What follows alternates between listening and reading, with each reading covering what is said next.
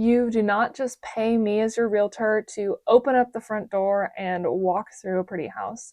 You hire me to protect your money, your time, and your sanity. In this video, I'm going to fully explain to you what services your real estate agent should be providing to you before, during, and long after the closing of your sale. Having a realtor is a critical part of your real estate journey, and especially when you are new to buying and selling real estate, they can save you so much time and money and stress, and it becomes so handy to have someone skilled as a local expert to help guide you through all of the paperwork and headache that comes along with transacting real estate. When you think about it, real estate is oftentimes the biggest purchase that anybody does in their entire lifetime, which means that naturally buying or selling a home oftentimes comes with a lot of emotion that sometimes overrides people's logic when it comes to making financial decisions or communicating with the other side of the transaction. In the last video that I put out, I discussed the things that your realtor cannot do, or the things that they are limited by based on fair housing guidelines. So in this video, essentially, I'm talking about the opposite. I'm going to talk about the things that your realtor can provide for you and the different services that they should be covering throughout the whole process.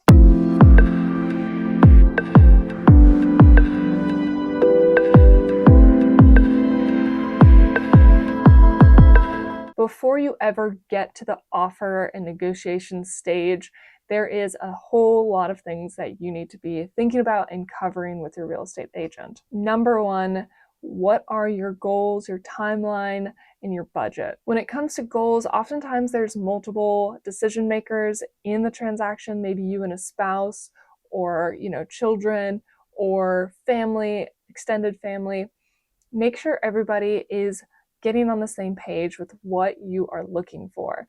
Oftentimes I work with families where one spouse is picturing an entirely different type of property or neighborhood than the other spouse is, and oftentimes we don't really figure that out until we've actually started seeing some homes. But it really helps save you guys some time to really sit down and talk about what it is that you're looking for, what are your priorities. Maybe it's school zones, maybe it's a commute time. Basically, just work on getting on the same page. Also, timeline. Ask yourself a couple questions when it comes to the timeline. Are you guys working with a lease that needs to be terminated and given, your 30, 60-day notice? Do you have another home that needs to be sold? Are you moving on a short timeline for a new job that's about to start? What are the different timeline constraints that you need to be working around? And make sure you communicate those to your agent, because they will most likely have plenty of experience dealing with similar, timeline constraints and have some ideas already in place to make sure that we're staying on track. The actual sale itself, if you're buying just, say, for example, a regular suburban single-family home, closing is oftentimes 30 days, maybe 45 days, sometimes faster. But that is once you've gotten the offer accepted. You need to still budget in time for actually doing the home search, getting pre-qualified, all of the preparing side of things as well. So the entire process can take somewhere between 2 to 6 months, depending on your needs. Before we go out to see any properties, the first thing I always want to do is nail down the budget and also connect you with a couple lenders to, make sure you're with somebody that you're comfortable with, and also get that pre-approval done well in advance. We won't be going and touring any homes until there's been a pre-approval in writing. Also, depending on that type of property that you're looking for, there's going to be different lenders that I would match you with, depending on, again, if you're using a VA loan, or maybe you're looking for farm and ranch, maybe you're preferring condos. All of those might have different types of funding opportunities. It would be best to prepare and get you connected with lenders for that particular property in advance. Then once we've talked about those buying ideals, like I mentioned earlier, what type of property, bedrooms, bathrooms, school zones, amenities, all of the above, then I'll start sending you some listings. You can always still send your realtor some Zillow listings or Redfin, whatever you do see that pops up in your email or your own searches. Send those to your realtor as well. But I will curate a full search through our Realtor database of current listings and coming soon listings so that you see everything that's out there that fits your particular criteria. You can always change it and expand it, but the one that I send you will have the ability to leave comments, like, dislike properties, and that goes straight back to me so I can see exactly what you're interested in, what's catching your eyes, what you're seeing multiple times. And then from there, I can dig in deeper into those particular properties and see, more information on them. Of course, I do coordinate the showings. I make sure that we have access to the ones that you're interested in. My goal is to get out there as soon as possible, because the last thing I want to see is you liking a property and then it selling too quickly, right? So if you're interested in one, just know that I'm going to start navigating that right away and getting us access, because the sooner we act on it, the more time we have to negotiate and get you the deal that is most optimal for you.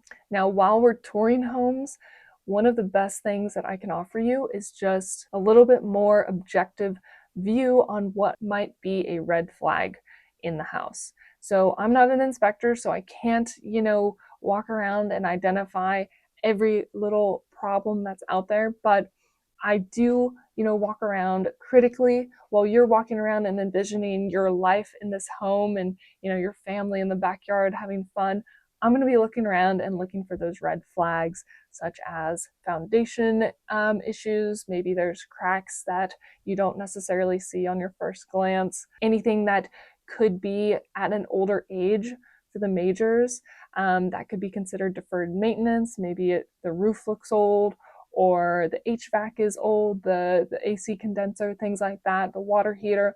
I'm going to just start looking at those little details and try to point out to you anytime I think there could be something that maybe it's worth negotiating, or just things to, mentally prepare for if you do decide to move forward on that home. Now, as we are getting deeper into a particular property, I will run comps. I will analyze the value of that home based on its current asking price, but also how it sits in comparison to the market in that area, in that neighborhood. I have a great background working with the numbers when it comes to valuing a property. I used to only work with investors and all they care about is the numbers, right? So I do feel confident in my skills to analyze a property's value. So I think that is one of the most critical things to do before we even consider what our offer should be, of course. Then I'll also dig into more specifics of that house. What does the HOA look like? Costs of that. Are there other utility districts such as a MUD or a PID? These are things that could affect your taxes and the cost of living there. Now, once we know this home is the one that you guys want to take a leap on, of course, you at the end of the day are going to decide what that offer amount is. But I will always help guide you when it comes to what type of a market we're in and what is going to most likely make sense on this sale as well. I will do a couple of important things to make sure that our offer stands out. I will always talk directly to that listing agent, and I will learn as much as I possibly can about the seller situation to really dig into what are their motivations and how can we, put in an offer that is optimal for you, but also is something that, sweetens the pot for the seller, because ultimately we want to be putting in offers that get accepted quicker. The longer we're in a negotiation phase, the more chance there is for another buyer to come in and have a cleaner offer. But at the same time, the sooner we can find out what it is that is a negotiable item, then we can take advantage of that first. We'll also talk about contingencies. What are some things, right now here in Austin, we are leaning into a buyer's market. So we're asking oftentimes for more days in the financing contingency. We're asking for a home warranty. We're asking for the seller to pay all of the HOA costs. And sometimes we're even asking for a big chunk of seller concessions, which goes towards your closing costs and also covers anything extra such as prepaid HOA or a buy down for your interest rate. Now, a lot of first-time home buyers don't fully understand why a realtor is really that important when it comes to this phase of offer negotiation. Why can't you just go and knock on the door for the seller and, say, hey, I want to buy your house. Let's make this happen. Almost in every case, the seller is going to think the house is worth more, while the buyer is going to think the house is worth less. That's just natural, right? Think about it this way. The seller's been living there maybe for 5, 10, 30 years sometimes. This is the house that they have poured their blood, sweat, and tears into. Maybe they've done improvements over the years. They've raised their children there. This house means so much to them. It is a part of their history. It is natural to hold it in a higher value than what maybe the market is telling you. And that is just a natural part of selling a home. It's something that a lot of sellers have to come to terms with. Whereas if you are the buyer, especially right now in today's market, there's so many options out there. Buyers just don't want to deal with nitpicky problems. We could drive down the street and buy a brand new construction for a very similar price. So oftentimes buyers are, coming in with a lot higher expectations than in the early 2021, 2022 years. So I really act as a liaison between our side of things and the listing agent side of things. I swear, if I were to tell the seller directly all of the crazy things that my buyers have asked for or have said to pass on, there would be so many deals that didn't work out.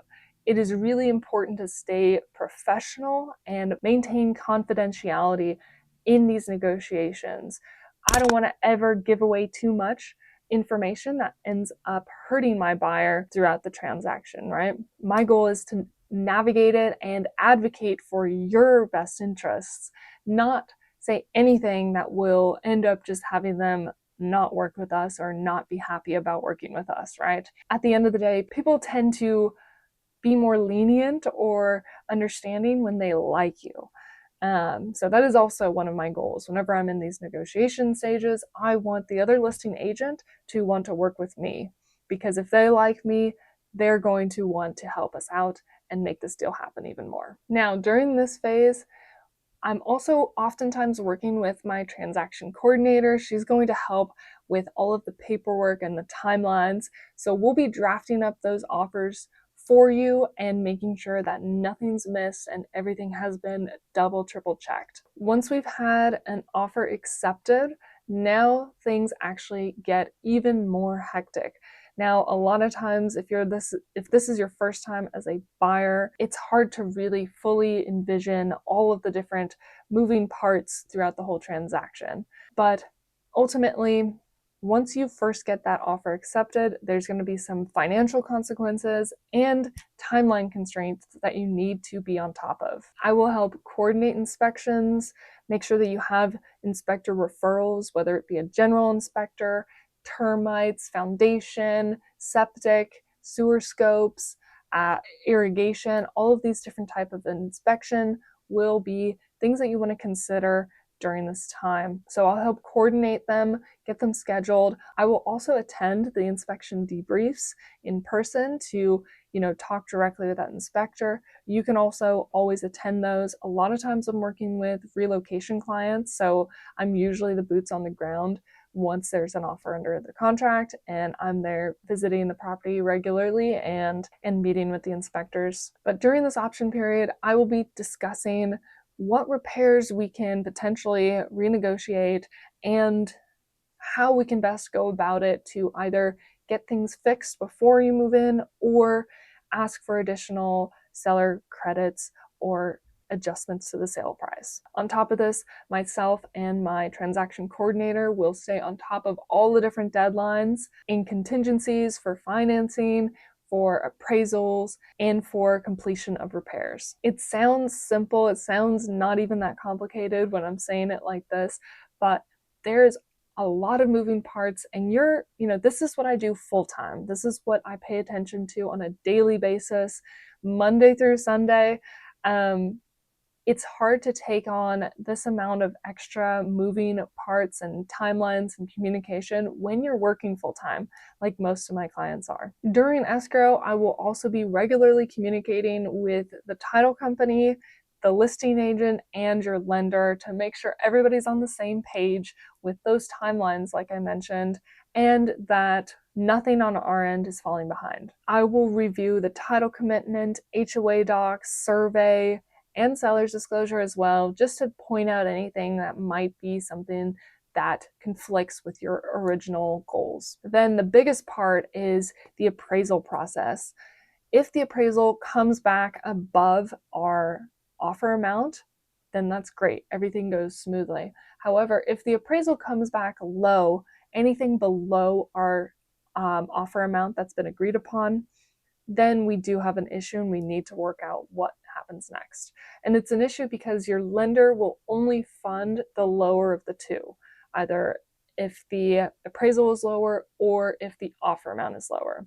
So essentially, if that appraisal comes in low, either you would need to bring more cash to closing, or the seller would have to come down in their sale price, or maybe somewhere in between. So that's something that I will be prepared to renegotiate for you if we have a low appraisal situation. During escrow, also, I will be going over more information with you when it comes to what not to do now that we're under contract.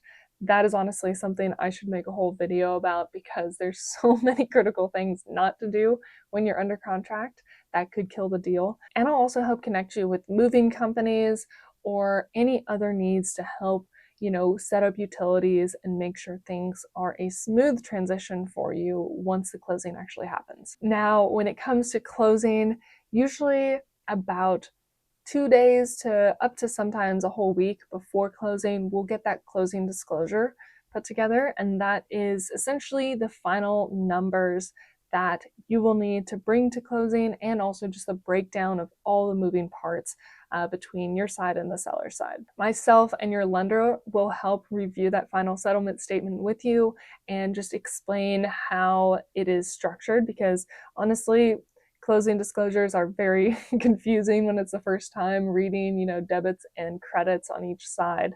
You'll know what I mean when you see one. We'll also do a final walkthrough together and also just verify any repairs that we had asked have been completed, or any extra belongings that were, the sellers will be removed at that stage when we do that final walkthrough. If there are any issues, if something needs to be taken care of, I will work to get that resolved as soon as possible so there aren't delays for closing, of course.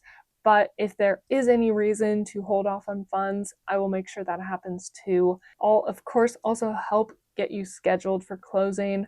At this stage, typically we go into the title company. Myself, your lender, will come and join you oftentimes together for your signing. And depending on the timing of when the seller signed as well, oftentimes that's right when we'll get keys as well.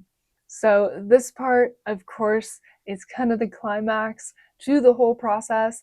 I've been talking, and holy smokes, it's been a long video already. So if you've gotten this far, thank you so much. Please don't forget to like, subscribe, and book a call with me if you'd like to start your home search. But I'm not done yet, so don't go anywhere. After closing, I still am present. I'm not just going to disappear once you've closed your home and never speak to you ever again.